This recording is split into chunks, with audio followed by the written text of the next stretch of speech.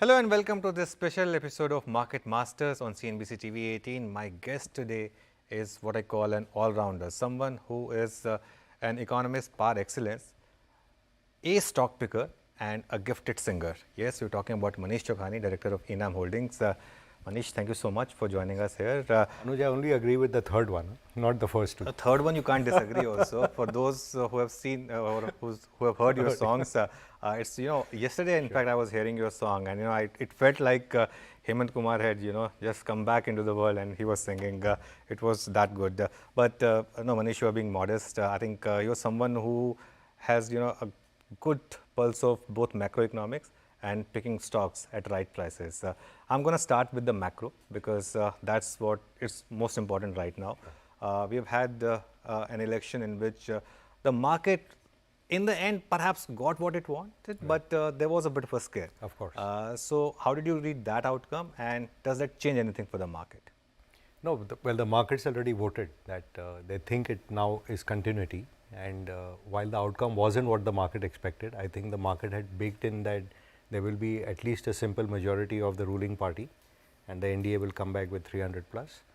So this lower number of seats certainly spooked everyone. And then when the realization dawned that it's two very senior coalition partners in Chandrababu Naidu and Nitish Kumar, who are both probably towards the end of their career and little bit more likely to be statesman-like and looking for development of their states rather than what they can extract for themselves or their families, I think the market has calmed down a lot of it.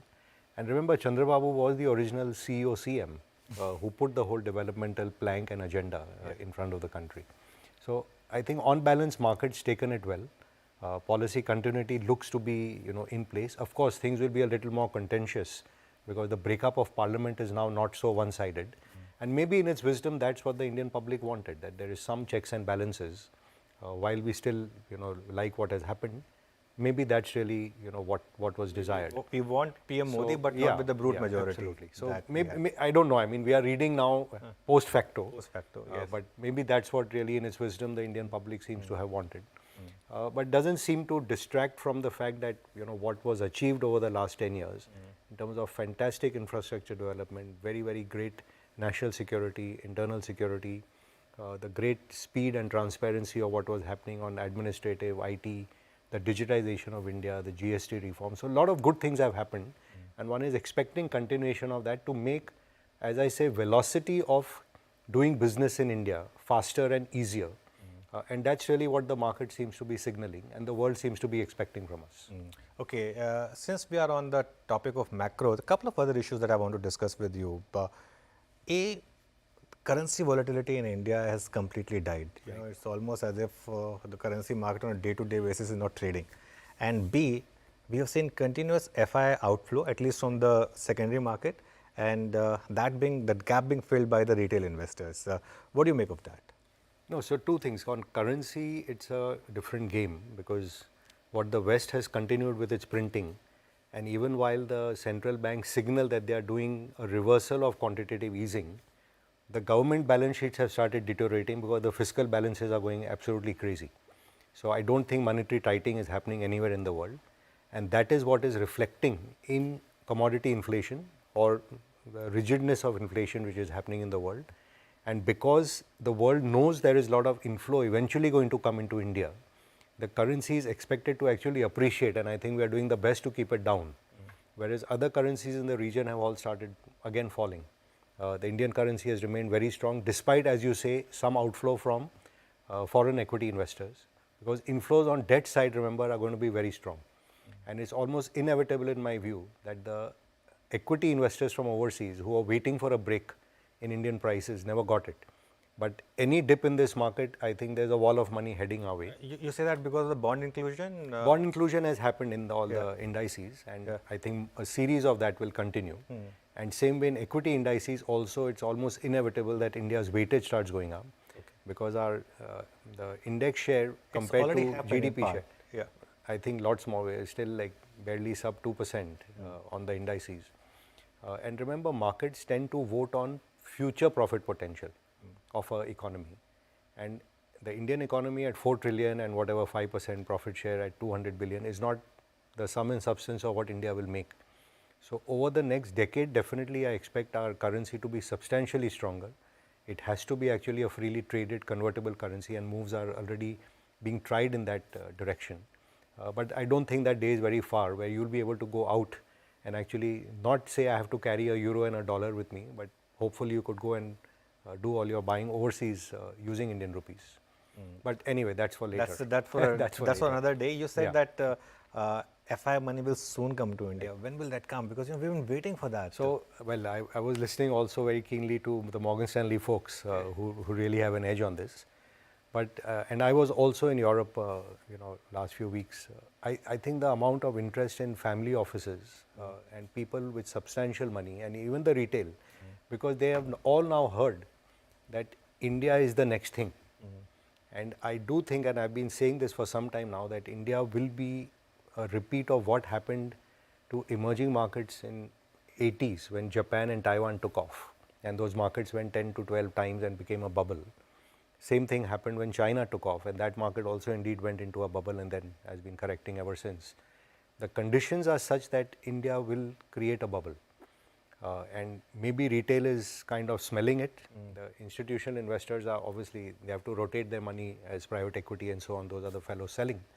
But when you get a wall of money, and largely it comes through ETFs and passive flows, they tend to be price agnostic. So as and when this happens, and I even read Ashish Chauhan saying that the Japanese have launched a ETF, and the money which then comes, because the wealth in these countries which is earning very, very low yields and doesn't see a lot of growth prospects in their economies is very large. So one can't time it, but I wouldn't be surprised you get like 50 and 60 and 70 billion dollars of inflows coming to participate in a market, which in the context of a $4 trillion market cap is not something so crazy, but it just creates that final climax. So that is very interesting, because Manish, you know what, at the end of the day, the most money is made when you are actually entering the bubble phase, right? Now the issue is, you gave the example of Japan. Japan never touched its highs for 40 years. That's right. So are you saying that in next 5 to 10 years, we could be headed that way, that we have the index going up maybe 8, 10 times, and then So for many years creates a that's both a, how do I say it, it's a opportunity as well as a fear, that the country needs to absorb that kind of capital to use it to grow. So it's possible, because a lot of people know this history the way I do, it's possible that the larger companies then go out and raise $10 billion directly in primary issuance, rather than that money coming into secondary market. That itself would also help to create, in a sense, a real bubble. absorb some of that. Secondly, I know our regulators and the ministry also should be aware of this, that you don't, as an investor, even I don't want a bubble. Yeah. Because you get, great returns in a year, and then you spend the next 10 or 20 years making nothing. So it's great if it doesn't happen. But all I'm saying is, looking at the conditions and the speed at which this market now works, and the way the computers are now programmed, and the way the flows are into ETFs and passive price agnostic funds, I don't see how, whenever it happens, if it happens, one will be able to prevent this from happening. So the only response, the fastest response doesn't typically come from regulators, it comes from private sector. And my belief is the private sector will participate by raising $10 billion. It could be, for example, it could be a Reliance or an Adani going and doing a $10 billion raise each for one or two of their entities. And that could absorb the capital, because capital clearly wants to come into India. Okay. What about retail? Because, we all through the 2000s and early 2010s, the belief was that retail always comes in at top. Right. And this time it's been different, and refreshingly different. But it's Even not been a top now. So it's rising top, rising bottom. So why do you say retail has come at the top? No, I'm saying this time it's different, because retail has managed to not only come at good levels, but stay put. And the best example was the verdict day, when you saw so much buying by retail. That's right. Yeah, that's actually true what you say, that on the day of verdict, maybe the foreigner was very excited that if things go a bit awry, we can get invested into India. Because by and large the country will go on its trajectory. And retail didn't give you a chance, because that money just quickly came in. So you're right in what you're saying.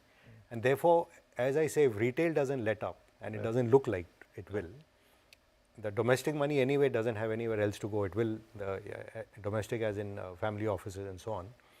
And the foreigners are very anxious and desirous of coming in. So anytime they see a small break, or with some passage of time, you see that money coming in and there's only buyers from all three sides and there's no seller. That's what I call the conditions for a bubble to get created. Which is why I think it's likely. I hope it doesn't happen because bubbles, while they are exciting on the way up, they are devastating on the way down. And then the aftermath is very, very bitter. So I hope it doesn't happen. But we are still some distance away from that. So Anuj, what's happened is small cap, mid cap have actually experienced a bubble because some of the prices are just fantastic. I don't think we are already in I bubble think in some small of cap? those prices people will not see 10 years later. The companies will perform, don't get me wrong. I'm bullish on our economy. I think we get to number 3 and eventually in this century we will be number 1. We will be the largest economy in the world. I also feel there is money to be made in our markets over a decade. We make 3 to 4 times on the index every decade, depending point to point. But if from this point you think on mid cap, small cap, you have to make money, you have to think of a decade ahead. I don't think over the next 3, 4, 5 years, you should be thinking I'm going to make this kind of return here. The index, however, and why we are still okay, is the index constituents haven't really participated. So the larger ones, as I said, the Reliances, the IT, the banks in particular, they haven't participated in this. And that climax finally when foreigners come in and they have to deploy large money, it typically comes into the top 100 stocks. And that's when you finally get the parabolic rise. No, that's the paradox, right, Manish, right now, because for an investor, you might be thinking an HDFC bank right now perhaps represents a far better value than, say, a defense stock or an EMS stock. But, an EMS stock has still given you 30% returns in 3 days, and an HDFC bank is still where it is. So, how do you make that decision in that case? So, look, if I look back 3 or 4 years ago, I remember on our shows we would talk about exactly EMSs or PSUs and so on, and they were dismissed that the these hated are space. Inferior businesses, not good businesses and so on. And it's from those spaces when the earnings get delivered and the surprise comes that the P also changes. So you got a double effect in all the spaces that we talk about. PSUs in particular have led actually this rally. Power, infrastructure, real estate, which were the hated stocks of the last cycle of 2008, have actually led in this rally because in cyclical upturns, these are the types of companies that perform. Having said that, as an investor, you should always be thinking what's the hated space in the market today, not what was great yesterday or 1 year ago or 2 years ago. So from that perspective, again, I draw back to history. Infosys was a great business in 2000. The stock did not perform for 10 years. The business did brilliantly well. The stock did not perform for 10 years. Prior to that, Hindustan Lever has experienced it, where the stock did not perform for 10 years, from 98 to almost 2007 or 8. And similarly, Reliance also, which had led the 2007 bull market, did not perform for 10 years and then it quadrupled in this last period. Yes. So a lot of these companies, as I say, they have done well, they will continue to do well, but the stocks may actually not do as well in the coming few years. That gives you a chance, if you indeed want to rotate, to go into something which is a little bit more hated today, because if this market is going to continue climbing, it's a rotational market. It's not only a sector which can lead. It will keep rotating from sector to sector, and therefore the final climax has to be made where people haven't participated.